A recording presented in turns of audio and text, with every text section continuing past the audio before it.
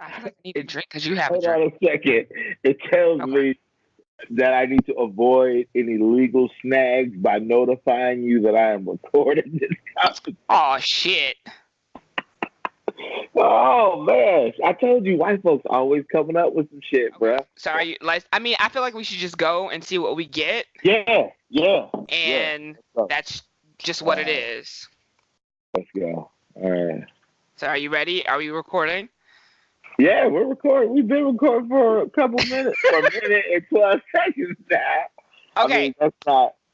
Yeah. So this is the first episode of Call Your Cousin: The Politics of Love, Relationships, and Culture. Call your cousin. Hold on. Can we just take 1 second for real, to just like that needs a second. That just needs a second, man. We need to bask in the reverence of what this is, right? There you go. There you go. That's all I said. Pay homage. Pay homage. Pay homage to the cousins, right? So we are And cousins. we are cousins. That's crazy. Because, and we got to tell the people, like, we're cousins, but we didn't know each other until I was like 25 and you were like, what, 27? No, I wasn't even 25. I No, don't think I you was were that like, old. no. I mean, we had just had Bella like 6 months before, so I was like, yeah, 27, Yeah, so 28. Yeah. we were around Yeah. our early 20s, our parents, our first cousins, our grandmothers or sisters, and Yep. we haphazardly met at a family reunion, and I think we were separated at birth. That's Man, kind of how it is. man, it really is. Like to you find your soul. Like I felt like I found my soul's equal in this moment. Like, oh my god! Like oh man, that is It what's up. It's ridiculous because he just bought a new pair of glasses and I just ordered those same exact glasses last week. We didn't talk about it. I didn't No, know. Like, I get on no, this call and boom, there it no, is. He has on man. my glasses. It's weird. These are like 2 days old. These is brand new. I just got them Like, because fresh out the pack, if they could even come out of the fresh pack. out the pack, man. Like, and here's the thing.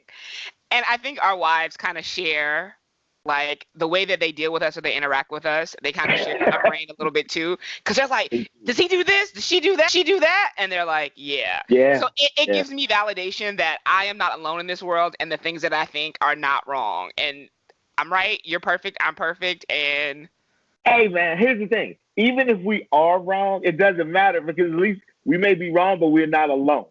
there Fuck. you go. And that's what it is. And that's why we have to call our cousin. Because sometimes we agree and sometimes we disagree. But for the most part, we agree on a lot. So what do you want to talk about today? Like politic wise, where do you And want to start? Politics, relationships, or pop I culture? Like guess what's going on? let's talk about this government shutdown real quick because Ugh. you live in the district area, and this is like I'm sure this is impacting you, or you're seeing the impacts of this. This literally legit is monumental because this is day 22, so this is now the longest government shutdown in U.S. history. Right. So I was walking my dog this morning, and my neighbor, we kind of do the same thing, but his wife does something different. And this is what he said. He said the president is okay with a government shutdown because he's used to not paying people. And I was like, he built his business on not paying people, hiring Oh, these young minority man. contractors, small businesses, and Man, then he screws them in the end and he does not pay them. So for him, this is not the like not a vibe, big bro, deal. this is so real. That is so real, man. And Because most people don't know that. All these people who voted for him saying they said that, he's a great oh, businessman and he's wonderful and he's built a brand, but what they don't realize is he built a brand by not paying people. So this is just another walk in the park for him.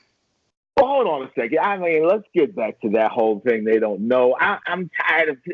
Listen, I believe you. They don't know, but they don't know because they don't want to know, right? Because it's not. This isn't a secret stuff. This isn't a secret. This has been out there. They don't want to know, and so like as much as I want to demonize these folks, and I have, and I will probably continue. To be honest with you, like I got to keep it real because we family. But like I'm trying to make a distinction between the people who are doing the lying versus the people who are just being lied to, right? Because there's like the people that are being lied to, like I hate them. I can't. I hate them. I hate them. I hate them. Well, okay. So They're who do just you duped. They're just being duped. No, no, no, no. No, You know who's being lied to? White dude. women. White women are being lied to. And Because they are what? They historically they vote against their own morals and values. Historically, because what? They're being lied to at this point in the advent of Google and the internet. Because they've been taught for so long that they don't have, like, their opinion doesn't matter, that they start believing the hype.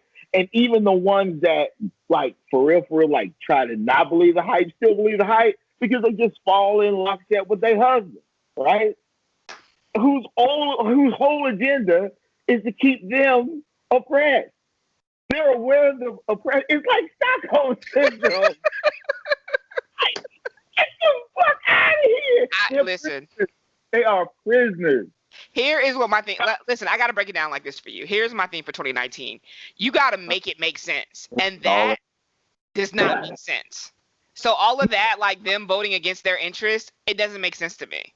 Like, I get white men voting for another white man because they want to, be mediocre white men. I get that. But white women, I don't get. And then they will turn around next month and plan a women's march and won't invite any black people. I have yet to meet a black woman who's been invited to a women's march. I don't know, not one single black person in a major U.S. city who's been invited to speak, to attend, to hold a sign, to attend a rally. I don't know. So I'm just, listen, I'll let them hash this thing out, whatever they got going on in their own culture, their own race. And then, give me the cliff notes and I'll show up, when we get somebody else. I don't feel like y'all need them. I mean, what's the deal with that, right? Because I feel like this whole new pro-black, unapologetically black movement that's happening, which, gotta say, big fan. I feel like this new generation of blackness is like, you know what? Fuck white people. We don't need y'all. We don't need your approval, and we don't need you. We're gonna get to where we're going regardless. Is that how women are starting to feel, or at least women of color or black women are starting to feel about white women? I think so. Even when you look around your workplace and you think maybe even 10 years ago, how we had perms, we had very conservative makeup, we dressed conservatively. Now we're showing up our unapologetic selves. You see in the professional world, you're seeing natural hair, you're seeing big afros, you're seeing black women at firms and major Fortune 500 companies being themselves. And I think this new millennial white person is very accepting and very open and very honest. They're like, I like this. This is giving us a view that we never tapped into before. So I think everybody's embracing it. Now, not like, listen, now in the deep South and Mississippi, I'm sure they're not accepting that. Like, it just doesn't work like that. But in major cities. Yeah, because they like they black people. Yeah, right. And we understand that. And I don't live in those cities, so I don't, when I do go to those cities, and I have been, I think last year I went to something and I was the only person who looked like me in a room. Whew, that's all I can say is, whew. But anyways, so that is what's going on in politics. Where are we jumping to next? Because we should really do a whole show on that. And that's lot. Seriously, because we don't even want to get into what's wrong with that dude.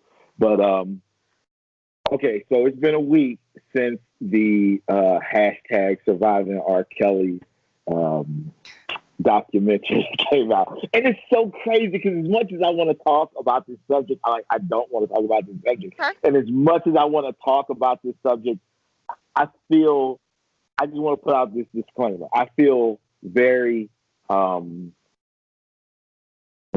two-sided about this.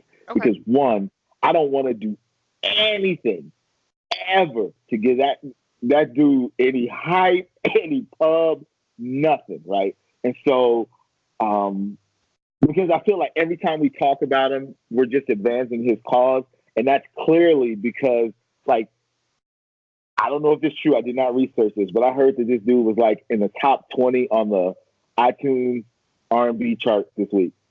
Top 20. He ain't been there in years. Yeah, and Spotify. Well, it's because people are now supposedly, and I don't know how true this is, but I did see this, that they're going back to listen because they want to go hear the lyrics now. It seems like you're ready. You may be, and I'm like, bro, you already know what he said. Like, you could Google that. Why do we have to go listen to it again? Why do you need to confirm that, though? Is what I understand. Like, and that's the thing. You know what? Okay, so, like, I've caught bits and pieces of the documentary So you because still my haven't watched the whole thing. no, I still haven't watched the whole thing, and I'm Why not not? gonna watch it. It's in our DVR, huh? Why not? I don't. I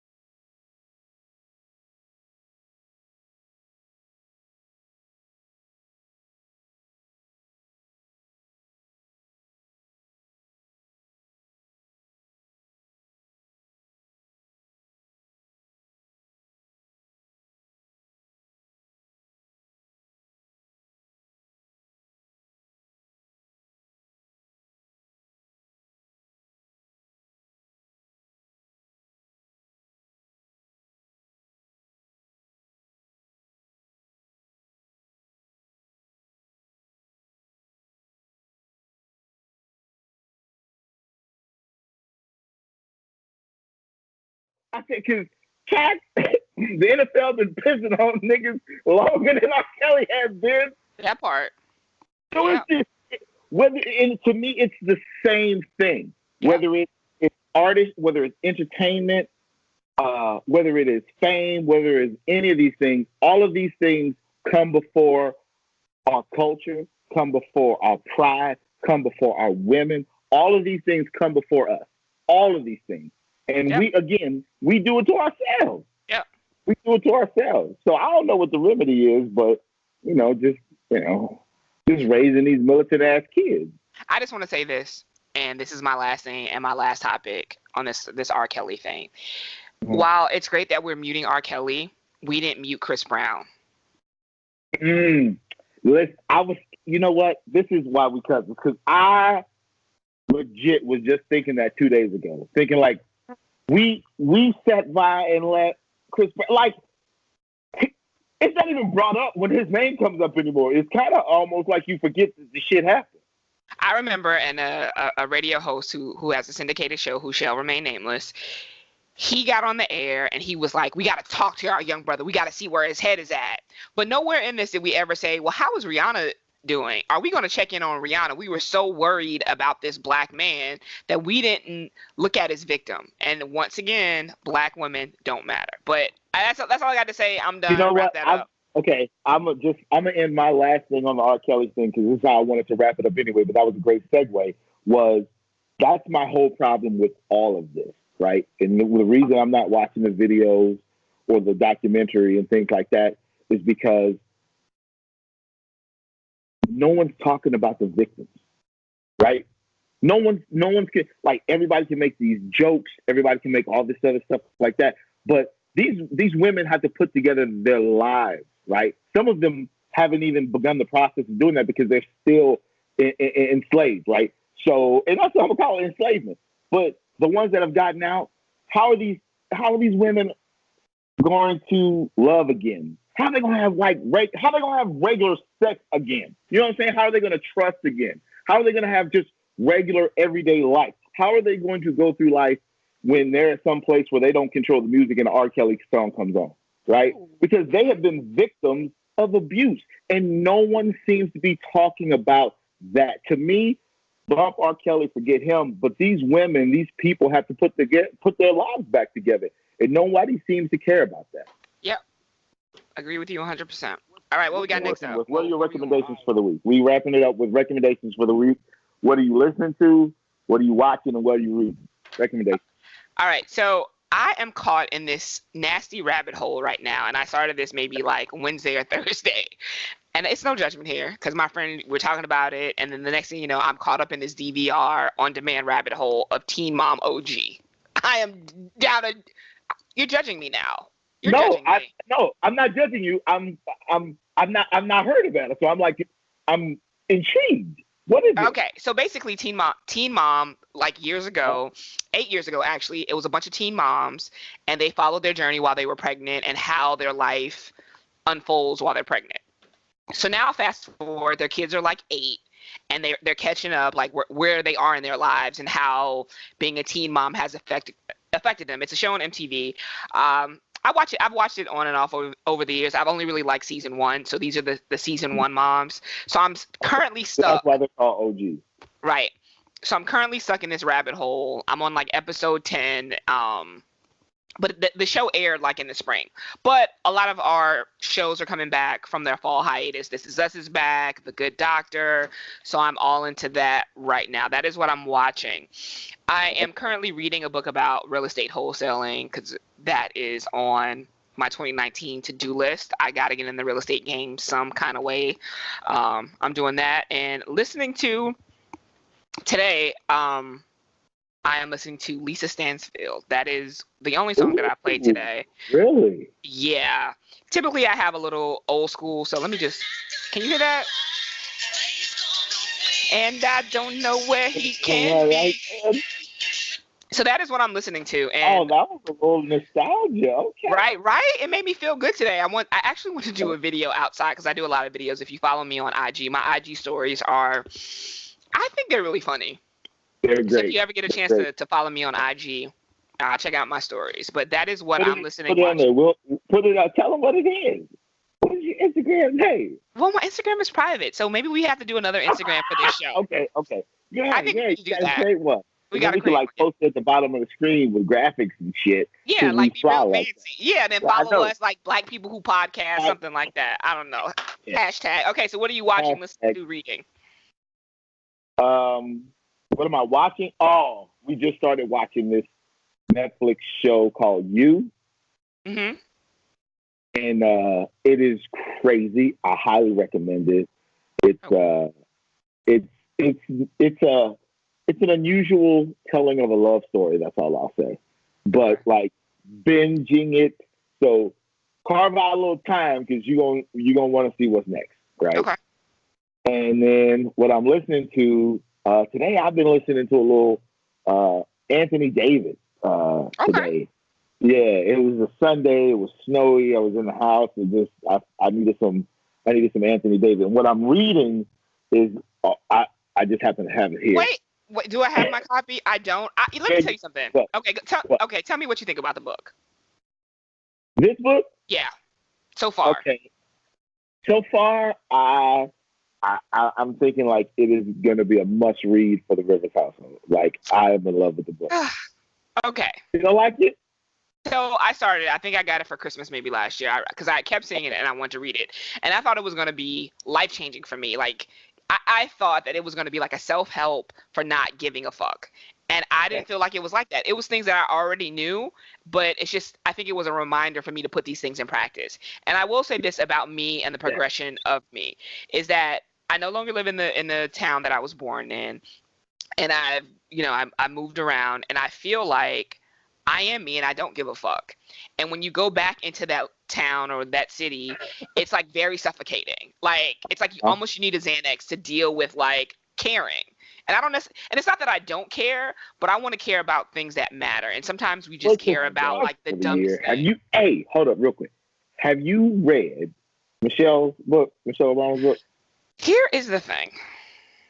My wife has read it and she has it, okay. and she wants me to read it. I don't want to. And not because I don't think Michelle is great and she's wonderful and all those things, but everything that she's telling us, we already know. My thing is, I want you all to like read that and put that into practice. And that is what I don't see. So while it's very inspirational and every time we find something inspirational, we never put those things into practice. So I don't need I know what I need to do. Like I know that I need to get up in the morning and I need to spend 30 minutes meditating. I need to spend an hour in the gym. I need to eat right. And I need to give my job 100% or give the self-development of me 100%. And guess what? I don't do those things. So reading a book is not going to help me become something that I'm not going to do. And that is my spiel on that. So while it is a bestseller and every Black girl is reading it, I want them to become a better version of themselves. And yeah, that's what I got on that. That's my motto for 2019. I'm trying to become a better version of myself. Okay. My motto is make it make sense, because I think that people, they just talk and they're just like, da da da da. And I'm like, that doesn't make sense. I need you to make that make sense for me. Like, just make it make sense. Well, for everybody in my life who I ask a question and you can't make it make sense, like, I'm really trying to limit those interactions. I just don't. I'm so tired of allowing people in my space and taking up room that if you can't make it make sense, then I just don't want any parts of you. I don't want any parts of that conversation, that relationship. It doesn't work for me anymore. And this is not a 2019 thing. This is just a real life subtle art of not giving a fuck. That's all I got this week. Oh, all right. But listen, we have to tell the people that we do this couples cousins vacay every few months, and sometimes it's really big and grand, and sometimes it's very small and intimate. But it is a way that we get some cousin FaceTime, and it is really needed because we love our friends and they're great, but we love our cousins that much more. And we have a very strong rule that you can invite anybody. Man. However, if your guest is Fugazi, we will vote that guest out, and you have to sit out one vacation. You don't want to miss these vacations because it is the best time ever. Yeah.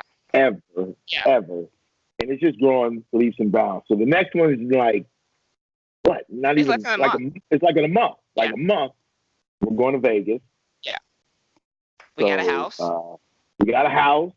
So, and, I think we need to record one. We need to record a podcast while we're there. We have to record a podcast while we're there because all the cousins will be there and we get to introduce everybody. Yeah, sounds good. All right, cousin. All right.